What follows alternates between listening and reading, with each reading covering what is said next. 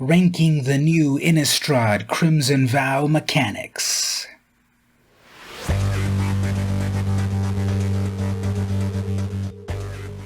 Hey everyone, it's VM Campos, Magic fan. Are you hyped for the brand new Magic set coming out? Innistrad Crimson Vow. We've got some brand new mechanics plus some returning mechanics. I'm going to rank them, give you some strategies on how to best use those mechanics. Let's explore some cards together to make some great new decks with the brand new mechanics. Check the description for the links on all of the cards that I'm talking about. And if you like this video, don't forget to subscribe. Better yet, don't forget to join on YouTube. Press that join button right there to become part of the VmCrew. Pledge $1 to keep the channel going, or do it on Patreon. I would really appreciate it. But for now, let's get on with the cards. Alright, so first let's jump over to the official article that talks about the various mechanics. The first one is training. This one's interesting. It's sort of like mentor, but in reverse, because what happens is a little creature becomes bigger if a bigger creature attacks. We have the example here of a 1/4 that's going to get bigger. If also a 2/1 attacks, you get +1 counters on the creature with training if a more powerful creature attacks. Let's see how we can exploit this idea with some cards. Now, first of all, to me it seems that the training mechanic works best in a go-wide strategy, which means a lot of creatures on your side of the board attacking and vexing your opponents. So one way to take advantage of that strategy is to have a variety of anthem effects in your decks, and these are often enchantments that give a plus bonus to your creatures. So here's some ones to think about. Ferocity of the Wilds, 3 mana, all attacking non-human creatures you control get +1 in trample, so they're going to get stronger. Your squad's just going to get stronger when it attacks. Goblin Oriflame, all your attackers get +1, whether they're humans or not. Glorious Anthem, all your creatures get +1 no matter what. Mirari's Wake, they get creatures, plus you get mana shenanigans. Again, check the description for my links about my possible cards. So, okay, anthem effects are one way that training might work on your deck because it's a go-wide strategy. But we also have some sorceries and instants that do the same thing. Engineered Might, give all your creatures +2/+2 and Vigilance. Makindi Stampede, give all your creatures +2 until end of turn or use it as a land. Heroic Reinforcements, create some soldiers and all your creatures get +1 and haste. You could start a brawl by meeting in a tavern, give all your creatures +2/+2. In the instant front charge for a single white mana, creatures you control get +1 until end of turn. With Fortify, you have the option of +2/+0 or +0/+2. Make a stand, give your creatures +1 and indestructible, love that. But wait a minute, if training is giving a creature +1/+1 counter, why not talk about counter synergies, such as Proliferate? Here's a bunch of cards that help you proliferate to add more counters on top of counters that you already have. Contentious Plan, 2 mana, Proliferate, plus draw a card. Plane-wide Celebration, proliferate up to 4 times. Your opponent will be smelling fear once you smell fear because you'll proliferate, plus a fight effect. And we have other ways to proliferate. One of my favorite ones is the Evolution Sage, 3 mana, and whenever land enters the battlefield under your control, proliferate. Do that amazing deck tech with Evolving Wilds to get it double. Proliferate on a land, Karn's Bastion. Lastly, you've got all those counters floating around that you've trained for, don't lose them. Pack them away on the Ozolith, just in case that poor little creature goes away. You can save it on the Ozolith and then put those counters back on another creature. Pass the training on to more creatures. The next mechanic is Cleave, which is very interesting. This one has a regular cost as well as an alternative cost. Dig Up, for example, you can either pay 1 green mana or pay 1 black, black, and green. And what happens here is it changes the text of the card. What Dig Up normally says, search your library for a basic land card, reveal it, put it into your hand, then shuffle. If you pay the alternate Cleave cost, you can remove any of the words in the brackets and have this read, search your library for a card, don't even have to reveal it, and put it into your hand. Yes, it costs 4 times more the mana, but you get to go tutor for whatever you want instead of the limitation. This is a really interesting mechanic because according to their own rules, if you look here carefully, no matter how you cast a card that has Cleave, the resulting spell's color and mana value are both based on the spell's mana cost. Specifically, Dig Up is a green spell with mana value 1.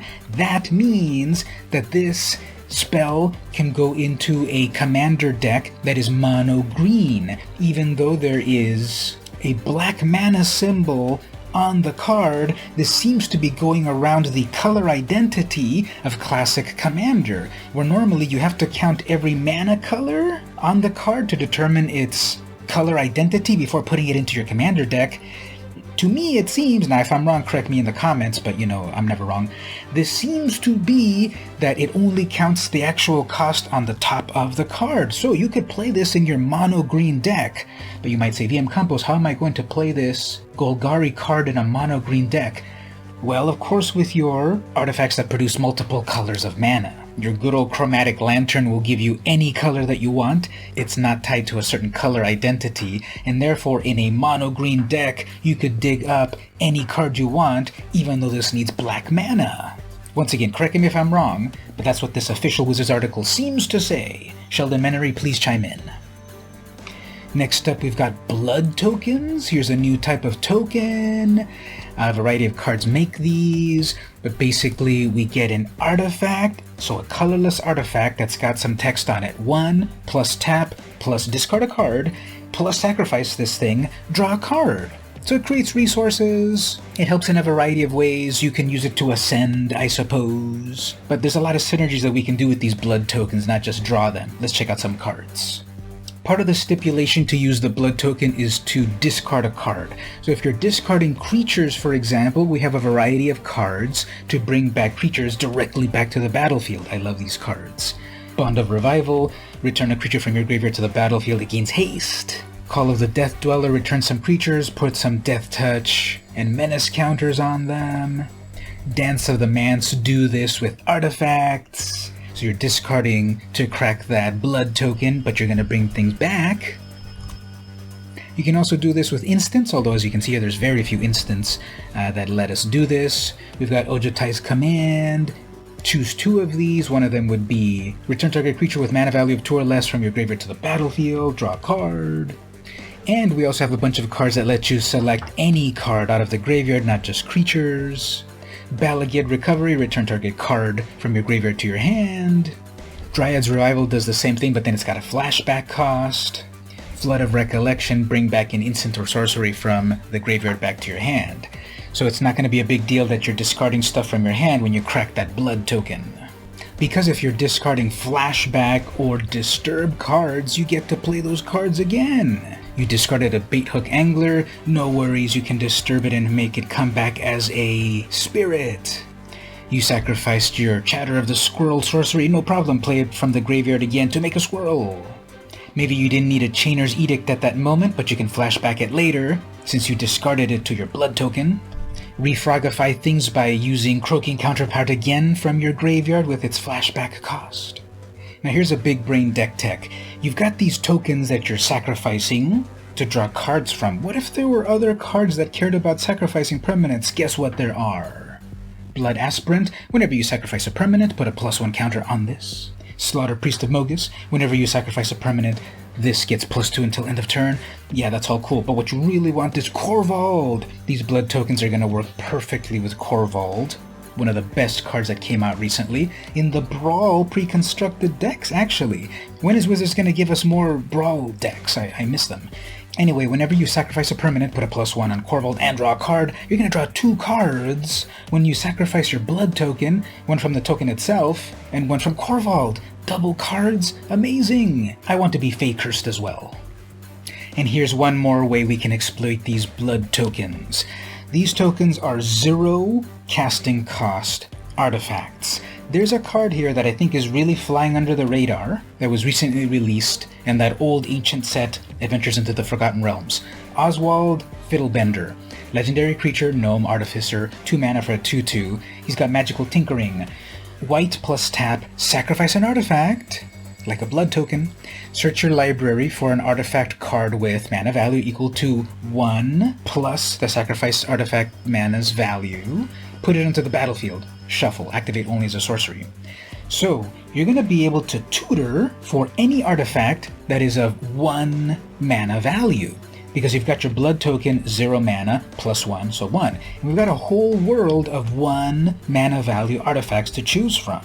As you might have seen here, I've been looking at historic format, but obviously if you search the whole history of Magic, you find even more, like Soul Ring. But you can swap out that 0 mana artifact into other things, such as a Bullmat Courier. This card triggers me so much when anyone plays it against me, but it's going to draw you lots of cards. Esper Sentinel. Go tutor for it for the cost of a 0 mana blood token. You need to deal with graveyard shenanigans, go tutor for that Grafdigger's Cage. Protect Oswald himself by getting the leather armor, which gives ward to Oswald so you can keep swapping out these artifacts. I love getting a portable hole that exiles a creature of mana value 2 or less. No one expects that, right? There's a blood token on the battlefield, you use Oswald to sacrifice it and go get this portable hole and then exile their Llanowar Elf or whatever mana dork that they were relying on. Go get Shadow Spear if you need to deal with indestructibility. People forget that a lot, I think. Shadow Spear is a really cool equipment, but people forget that you can pay 1 and all your opponents' creatures lose hexproof and indestructible. Goodbye, Toski. Or go get a Universal Solvent where you can destroy any permanent, including some troublesome lands. You do need a whole grip of mana, 7 mana plus sack, but you're going to be able to go get this by sacrificing a blood token, get the Universal Solvent, build up to 7 mana, destroy anything. These new blood tokens are pretty cool. We have the returning mechanic of Daybound and Nightbound. I don't have a lot to say about this. This is kind of an obvious mechanic, so just moving on. Disturb is back, but now, instead of being flashback for creatures, as many of us were calling it, it's a different kind of flashback, where Disturb in the last set would bring back a non-spirit creature as a spirit. Now, Disturb brings back a creature in the form of an enchantment, as an aura. That's really interesting. So it starts off as a creature, this 2 mana Drogskull Infantry as a 2/2. When it dies, eventually you pay 4 mana. It comes back as an enchantment that you can put onto your other creature and give your creature +2/+2. So you get more utility out of these creatures in the later game. This is a really fascinating mechanic. A change to the mechanic, that is. Because we just had the introduction of Disturbed a few days ago when Innistrad Midnight Hunt debuted, and now 48 hours later when Innistrad Crimson Vow is debuting, we have a new take on it. I'd like to hear your thoughts on these new versions of Disturb. What do you think? Do you like it from creature to creature, or what do you think about from creature to enchantment? Lastly, a returning mechanic that hasn't really been around for a while, Exploit. First appearing way back on the ancient days of Dragons of Tarkir in the old days. Travel through time with me and Sarkin as we go to Dragons of Tarkir block. This was 2015. We had the Exploit mechanic where a creature entered the battlefield, you could sacrifice another creature. If you do, you get some sort of effect. It really was only in this block and it was kind of forgotten until Double Masters and Modern Horizons 2, they threw us a bone and gave us a couple of new things. Now it seems to be coming back with a vengeance in Crimson Vow. So what can we do when we exploit our creatures? We have a variety of enchantments that care when your creatures die. So you've exploited your creature for some sort of benefit, but you get the double benefit, let's say Ashes of the Abhorrent. Whenever a creature dies, you gain 1 life. So you can trade your dead creatures for life. Cool. What about Black Market? Whenever a creature dies, put a charge counter on Black Market. At the beginning of your pre-combat main phase, add black mana based on the number of counters you have. So as you're sacrificing your creatures, you're saving up black mana to be reusing over and over. Bastion of Remembrance is an obvious one. I see people use this card over and over. Whenever a creature you control dies, each opponent loses 1 life, you gain 1 life. Exploit your creatures, drain them, and get that extra benefit. Daxos will gladly give you life as your creatures get exploited. Erebos will do it even better. Whenever another creature you control dies, you may pay 2 life. If you do, draw a card. Gladly do that. Nightmare Shepherd, you exploit that creature and it comes back to do your bidding again. Thank you, little demon. Turn those exploited creatures into zombies with Open the Graves. Turn those exploited creatures into squirrels, thanks to Squirrel Sanctuary. The new kid on the block, the Meat Hook Massacre. Whenever a creature you control dies, each opponent loses 1 life. There's lots of possibilities for exploiting your creatures. So as we wrap up the video, you may be saying, I thought you were going to do these as rankings. Okay, let's do the rankings.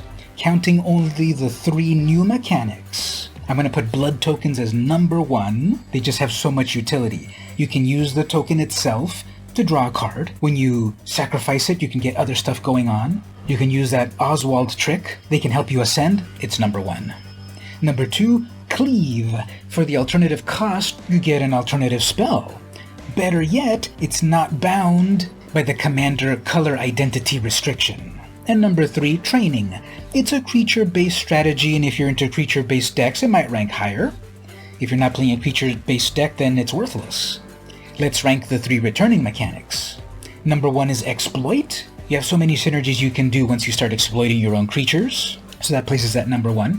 Number 2 is Disturb. Get more value out of the creatures that died. Now they come back as enchantments. There is a downside that when that creature dies, that enchantment dies. Actually, that enchantment now gets exiled, so it really dies. And number 3, Daybound Nightbound. Cards flip over, they're often stronger on the backside, but then now you've got to keep track of day and night. Arena does it for you, but I'll put it at number 3.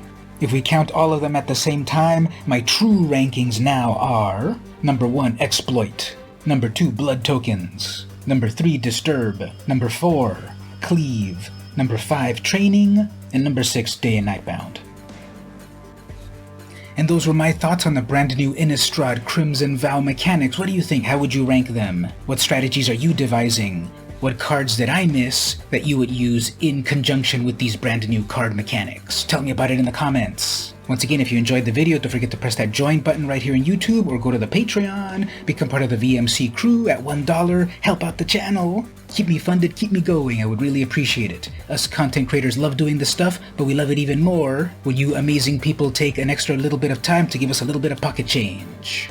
If you can't quite pledge at the moment, no worries. Like, comment, share, subscribe, ring the bell, battle the Minotaur, do all that good stuff. Help me go viral. I would really appreciate it. This has been VM Campos, and I will see you in Olivia's wedding.